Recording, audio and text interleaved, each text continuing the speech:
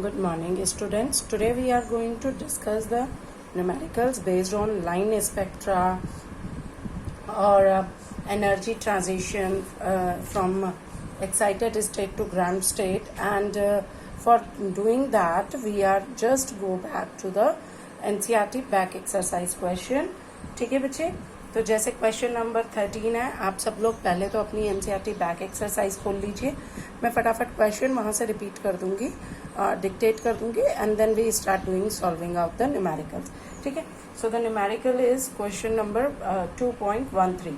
What is the wavelength of light emitted when electron in hydrogen atom undergoes transition from energy level कितना है, n is equal to 4 to an energy level with n is equal to 2. तो बेटा हमें क्या calculate करनी है, wave length. Wave length के लिए फॉर्मूला होता है wave number nu bar is equals to 1 by lambda, that is equals to R Rydberg constant जिसे कहते हैं आप, into 1 by n1 square minus 1 by n2 square. Given है मेरे पास n1 जो है वो 2 है, सेकेंड एनर्जी लेवल है, और n2 जो है वो 4 है. n1 initial, n2 final. ठीक है, तो ये मुझे गिवन है. आर की वैल्यू हमारे को पता है, दैट इज 109677 पर सेंटीमीटर, और यहाँ से हमारा न्यू बार क्या हो गया, पुट द वैल्यू हियर. ठीक है, 1 बाय लैम्डा अभी छोड़ दो, न्यू बार सीधा लिखिए, is equals to R into 1 by n1 square minus 1 by n2 square. तो ये बना 109677. मैंने वैल्यू पुट अप की, n1 की जगह 2 का स्क्वायर, n2 की जगह 4, तो ये बन गया 4 का स्क्वायर. आफ्टर कैलकुलेशन 109677, इसको स्क्वायर कर दोगे तो 1 बाय 4, 4 का स्क्वायर करोगे तो 1 बाय 16, तो 1 by 4 minus 1 by 16, that is equals to, बेटा सॉल्व करोगे तो 4 एलसीएम आ जाएगा 16, और ये बन जाएगा 4 माइनस 3, 4 माइनस 1, तो 4 माइनस 1 इज इक्वल्स टू 3, और डिनोमिनेटर में 16, तो 109677 इंटू 3 बाय 16 हो गया. After calculating multiplying it 3 by 3 into 109677, it comes out 329031 upon 16. ठीक है, तो ये अब आपका आया, ये आया है अभी किस में, पर सेंटीमीटर में. तो इसको मैं आप डेसिमल में भी लिख सकती हूँ, तो कितने हो गए, अगर मैं इसे बना दूँ 3.29, तो 1 2 3 4 5, तो ये बन जाएगा nu bar is equals to 3.29 into 10 raise to the power 5 upon 16 per centimetre. अब मुझे मालूम है कि nu bar is equals to 1 by lambda है, तो लैम्डा इज इक्वल्स टू क्या हो जाएगा, 1 बाय न्यू बार हो जाएगा. तो मैंने उल्टा रिवर्स कर दिया, तो lambda is equals to 1 by nu bar means it is equals to 16 upon 3.29 into 10 raise to the power 5 per centimetre. After calculation it comes out 4. ये देखो बेटा, ये पर सेंटीमीटर था, ये नीचे चला गया सेंटीमीटर, यूनिट्स का यहाँ बड़ा खेल है, तो ऊपर आएगा तो ये क्या हो जाएगा, पर सेंटीमीटर की जगह centimetre. And solve it out, it comes out 486 into 10 के माइनस 7 सेंटीमीटर. और if we convert it into nanometre, so we know that centimetre में नैनोमीटर को कन्वर्ट करोगे तो it is equal to 486 nanometre. ठीक है, क्लियर हुआ, because 1 metre is equals to 10 की माइनस 9 नैनोमीटर है ना, it is equals to 10 raise to the power minus 9 nanometre होता है. नेक्स्ट क्वेश्चन आ जाता है 2.14. How much energy is required to ionize a hydrogen atom if electron occupy n is equals to 5th orbit है. n कितनी है, 5th orbit है. Compare your answer with the ionization enthalpy of hydrogen atom. किसके साथ करनी है, hydrogen atom. और energy required हमें ब्रैकेट में दिया हुआ है to remove the electron from n is equals to 1st orbit. ठीक है, तो अब आयोनाइजेशन के लिए हमें मालूम है 5th ऑर्बिट से होना है आयोनाइजेशन, तो n1 जो होगा वो 5th हो जाएगा, और n2 जो है वो क्या होगा, इन्फिनिटी होगा बेटा यहाँ पे, है ना. तो अब डेल्टा ई की वैल्यू क्या होती है, it is equals to -1312 kilo joule per mole into 1 by n2 square minus 1 by n1 square. ये सारी वैल्यूज हम कर चुके हैं, इसीलिए मैं इसके न्यूमेरिकल्स भी आज करा रही हूँ. ठीक है, so it is equals to -1312 kilo joule. n2 की और n1 की वैल्यू लिखिए. n2 क्या है, इन्फिनिटी, स्क्वायर करने की जरूरत नहीं, इन्फिनिटी है तो 1 बाय इन्फिनिटी, माइनस n1 क्या है, 5 है, तो 1/5 का स्क्वायर हो जाएगा बेटा ये। अब यहाँ पे 1/infinity इज इक्वल्स टू 0 ले सकते हैं। यस, मैक्सिमम केसेस में if there is no limit prescribe to us, so we consider that 1/infinity is equals to 0। ठीक है ना। और माइनस इंटू माइनस क्या हो गया, प्लस, और 5 का स्क्वायर हो जाएगा 25। ठीक, तो अब लिखिए किलो जूल को जूल में कन्वर्ट कर दीजिए, और ये किलो जूल पर मोल है, हम इसको जूल पर एटम में कर देते हैं। तो अगर जूल पर एटम में करती हूँ बेटा, तो किलो जूल को जूल में करने के लिए 10 की पावर 3 आ जाएगा। So minus into minus plus हो गया, 1312 into 10 raised to the power 3 joule per atom. ना पर एटम में कन्वर्ट करने के लिए अवोगाड्रो नंबर का यूज करेंगे। सो अपॉन इट इज पर एटम, पर मोल था उसको पर एटम में कन्वर्ट कर रहे हो तो नीचे जाएगी वैल्यू एटम के लिए। So it is equals to 25 multiply 6.023 into 10 raised to the power 23 per atom. ठीक है, ये आ गया। सो ये चीज सर कैलकुलेशन समझ आई कैसे किया मैंने। मैं दोबारा बता देती हूँ, माइनस इंटू माइनस प्लस 5 का स्क्वायर 25, 1/infinity 0। ठीक है, किलो की जगह 10 की पावर 3 आ गया, जूल पर एटम हो गया। पर एटम लेने के लिए अवोगाड्रो नंबर यूज हो गया। ठीक है, एन। So that is after calculation it comes out 8.72 into 10 raised to the power -20 joule. Now for ionization from first orbit, यही बोला है ना, कंपेयर करना है फर्स्ट ऑर्बिट के साथ हाइड्रोजन की एंथैल्पी के साथ, तो वो तो फर्स्ट ऑर्बिट में रहता है। तो N1 जो होगा 1 होगा और N2 कितना हो जाएगा, इन्फिनिटी हो जाएगा, यही होगा ना। ठीक है, तो अब यहाँ पे देखो बेटा, डेल्टा ई डैश करके कर लें उसे तो सेम फॉर्मूला लगेगा, दैट -1312 किलो जूल को जूल में करा into 10 raised to the power 3 per atom करा 6.023 into 10 raised to the power 23 bracket में 1/N2 का स्क्वायर, N1 का स्क्वायर माइनस N2 का स्क्वायर। नाउ N1 का स्क्वायर इन्फिनिटी है, इन्फिनिटी से कहाँ जा रहा है, फर्स्ट ऑर्बिट में, तो 1/infinity अगेन 0 हो जाएगा। इसको आफ्टर कैलकुलेशन, और 1/1 का square is equals to nothing but 1, minus into minus plus हो गया। इसको कैलकुलेट करेंगे तो आपका ये बन जाएगा 2.18 इंटू 10 की पावर -18। ठीक है, कितना आ गया, जूल आ गया ना। डेल्टा ई डैश की वैल्यू ये है अपॉन डेल्टा ई, कंपैरिजन करना था तो हमने दोनों की वैल्यू पुटअप करी, तो that comes out after calculation 25। कितना आ गया, 25।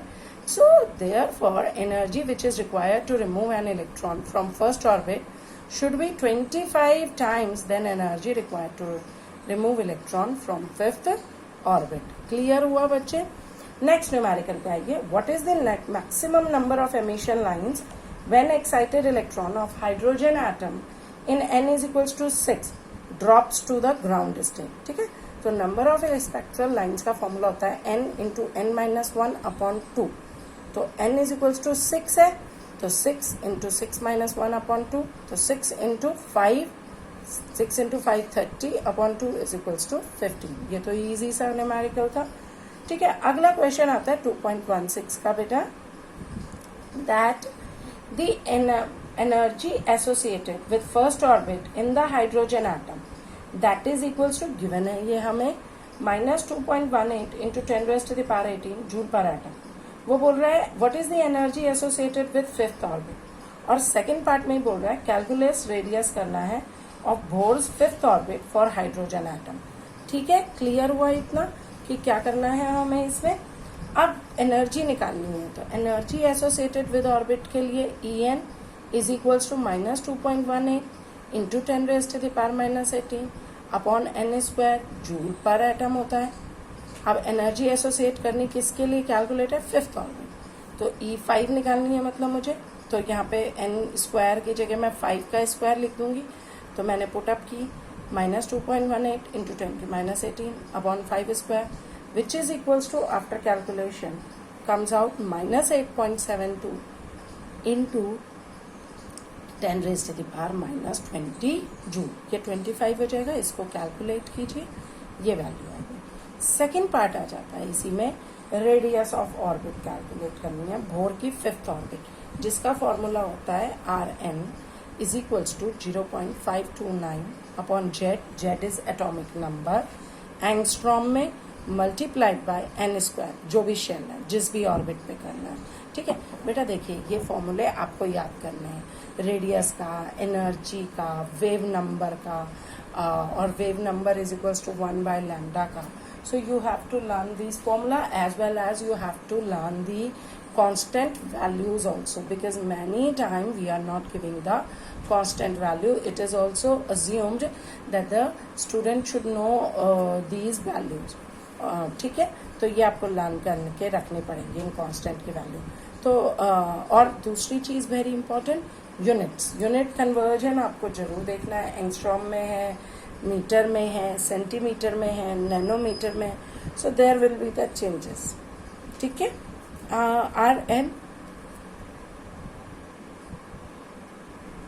ये वैल्यू आ गई. तो R5 क्या हो गया, 0.529 upon Z into a naught into n का स्क्वायर. वैल्यू रखो बेटा, जेड की वैल्यू 1 है. ठीक है ना, आपका हाइड्रोजन एटम के लिए था तो जेड 1 हो जाएगा. 0.529 इंटू एन जो है वो 5th ऑर्बिट है, तो इंटू 5 का square, that is equal to 0.529 into 25 extra. तो ये आ गया 13.225 एंगस्ट्रॉम. अगर हमें इसे नैनोमीटर में करना है, angstrom is equals to 10⁻⁻10 metre. एक उसमें करेंगे तो एक कन्वर्ट होकर के ये नैनोमीटर में आ जाए. जनरली हम इनकी वैल्यूज नैनोमीटर में देते हैं instead of giving it metre और सेंटीमीटर. ठीक है, नेक्स्ट न्यूमेरिकल पे आइए. Calculate the wave number for 2.17 है longest wavelength transition in Balmer series of atomic hydrogen. ध्यान से सुनिए, तो बार्मर फॉर्मूला यही है, nu bar is equals to 1 by lambda is equals to R H 1 by n1 square minus n2 square हो जाएगा, है ना. तो ये बनी लॉन्गेस्ट वेवलेंथ.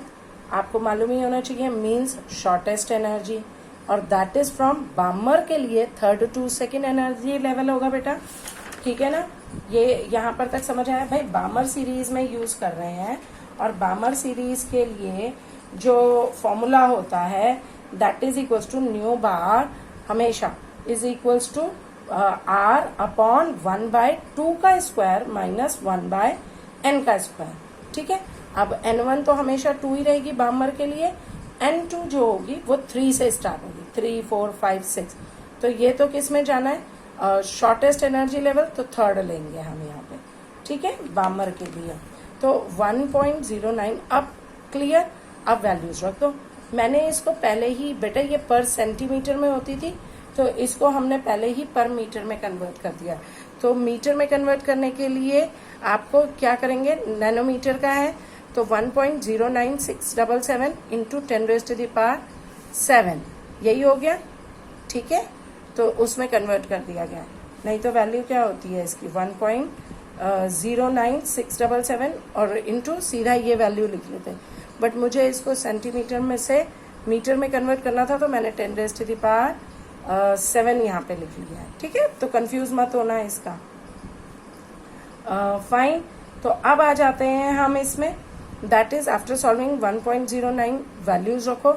यहाँ पे आई 1 by 2 का स्क्वायर माइनस 1 by 3 का स्क्वायर. 2 का स्क्वायर हो गया 4 और 3 का स्क्वायर हो गया 9. तो सॉल्व करो. 9 माइनस आपका कितना हो गया 36 डिनोमिनेटर, और ये बन जाएगा 5. ठीक है, after calculation 9 minus 4 is equals to 5 हो गया ना, तो 5 अपॉन 36 हो गया. ठीक है, so after calculation multiplying 5 into 1.09677, so it becomes 5.4838 into 10⁻⁻36, जो कि आफ्टर कैलकुलेशन आ जाता है 1.523 into 10⁻⁶ पर मीटर. ये आफ्टर कैलकुलेशन है. ठीक है बेटा, नेक्स्ट आ जाता है 2.18 न्यूमेरिकल. इसमें है what is the energy in joules required to shift the electron of hydrogen atom from first Bohr orbit to the 5th Bohr orbit, and wavelength of light also calculate करनी है आपको when electron return to ground state. Ground state की electron energy उन्होंने erg में दी हुई है, and that is -2.18 into 10⁻11. तो फॉर्मूला लगाओ डेल्टा ई का 2.18 into 10⁻18 joule 1 by n1 square minus n2 square, n1 जहाँ पे 1 है और n2 5 है, तो वैल्यूज पिटअप करो, 1 का स्क्वायर 5 का स्क्वायर, तो 5 5 ज़ा 25 माइनस 1 24 अपॉन 25 जूल। ठीक है, ये बना। अब इसको कैलकुलेशन करने के बाद ये आ गया 2.09 इंटू 10 की minus 18 joule, which is equals to 2.09 into 10 की माइनस 11 अर्ग, क्योंकि 1 अर्ग जो होता है दैट इज इक्वल्स टू 10 की माइनस 7 जूल होता है। याद रखना है इस वैल्यू को, 1 अर्ग। हमने इसे अर्ग में क्यों चेंज किया, क्योंकि मुझे जो ग्राउंड स्टेट इलेक्ट्रॉन एनर्जी है वो अर्ग में मिल गया, तो erg is equals to 10 minus 7 joule, तो मैंने 10 की माइनस 11 अर्ग जूल को अर्ग में कन्वर्ट कर दिया। When electron return to ground state, it emits energy obviously, और which is equals to delta E के बराबर होगी। मुझे मालूम है delta E is equals to h new या is equals to h c upon lambda होता है, तो लैम्डा की वैल्यू यहाँ से h c upon delta E आ गई। बस बेटा अब तो वैल्यूज रखनी है, तो that is equals to h हमारी Planck constant which is equals to 6.626 into 10 की माइनस 34 जूल सेकेंड। सी की वैल्यू भी कांस्टेंट है 3 into 10 raise to the power 8 metre per second. Delta E मैं निकाल चुकी हूँ अर्ग में या जूल में, तो यहाँ पे मैं जूल लिख लूँगी क्योंकि मेरे को जूल में ही प्लैंक कांस्टेंट है, तो और सेकेंड में मेरी सी की वैल्यू है, तो जूल लिख लीजिए 2.09 इंटू 10 की minus 18 joule, which comes out after calculation 9.51 into 10 की माइनस 8 मीटर। इसको सेंटीमीटर में कन्वर्ट करेंगे बेटा, तो ये 10 की माइनस 6 सेंटीमीटर में हो जाएगा, और एंगस्ट्रॉम में करोगे तो 951 एंगस्ट्रॉम हो जाएगा। ठीक है, अच्छा बेटा इसके बाद 19th क्वेश्चन इजी है, सिंपल ई एन की वैल्यू निकालनी है। Hopefully that you can do, वो आप होमवर्क में करेंगे। Now we are moving to the, इसके बाद हमारा जो नेक्स्ट क्वेश्चन आता है दैट इज 2.33। ठीक है, 2.33 आती है, और इसमें वो पूछ रहा है what transition in hydrogen spectrum would have the same wavelength as Balmer transition, n is equals to 4 to n is equals to 2 of He positive spectrum. तो nu bar is equals to 1 by lambda which is equals to 1096771 by n1 square minus 1 by n2 square into Z का square होता है। Lambda 1 की value is equals to lambda 2 है, यहाँ दिया हुआ है। इट मीन्स कि 1 by lambda 1 is equals to 1 by lambda 2, that means nu 1 bar is equals to nu 2 bar हो जाएगा, माने वेव नंबर दोनों के इक्वल है। तो दोनों को कंपेयर कर लो बेटा। पहले वाले में 1 by lambda 1 by n1 square, n1 जो है 4 है और n2 2 है, तो वो वैल्यू लगा दी। ये जो है ये He पॉजिटिव स्पेक्ट्रम है, तो उसका He का एटॉमिक नंबर 2 है, तो ये 2 का स्क्वायर हो जाएगा, जबकि यहाँ पर n1 माइनस n2 स्क्वायर, और हाइड्रोजन के लिए जेड की वैल्यू कितनी है 1 है, तो ये 1 का स्क्वायर हो जाएगा, which is equals to 1 by 16।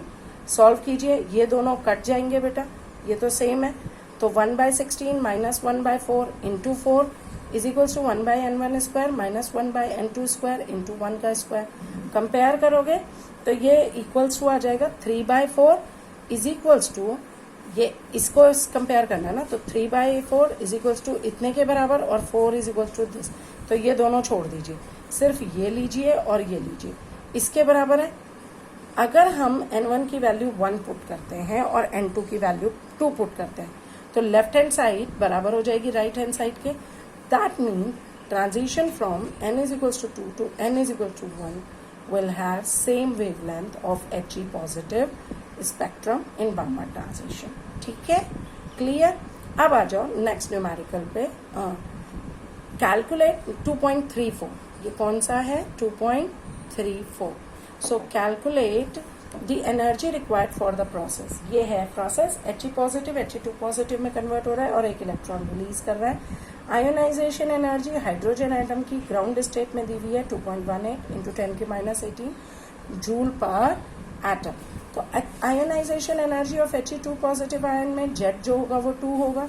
Ionisation energy H infinity से आपका energy of infinity minus energy of proton He2 positive होगा, which is equals to energy of infinity 0 है, माइनस ऑफ बेटा वैल्यूज लगाइए एनर्जी की 2.18 इंटू 10 की minus 18 into Z square upon n square होता है। तो ई एन क्या हो जाएगा यहाँ से, दैट इज वैल्यू लगाओ 2.18 इंटू 10 की minus, minus into minus plus हो गया तो ये प्लस में आ गई, इंटू 10 की माइनस 18 इंटू जेड कितना है 2 है तो 2 का स्क्वायर अपॉन एन कितना है 1 है, फर्स्ट उस पे आ रही है तो 1 हो गया, 1 का square which is equals to after calculation 2 2 ज़ा 4, ये 4 हो गया, बाकी कैलकुलेट करेंगे तो it comes out in joule 8.72 into 10 की माइनस 18 जूल। समझ आया बेटा? So these are the numericals based on the different series Lyman Balmer Paschen, और कैसे इनको एनर्जी ट्रांजिशन या वेव लेंथ या वेव नंबर कैलकुलेट करना है दैट आई हैव शोन।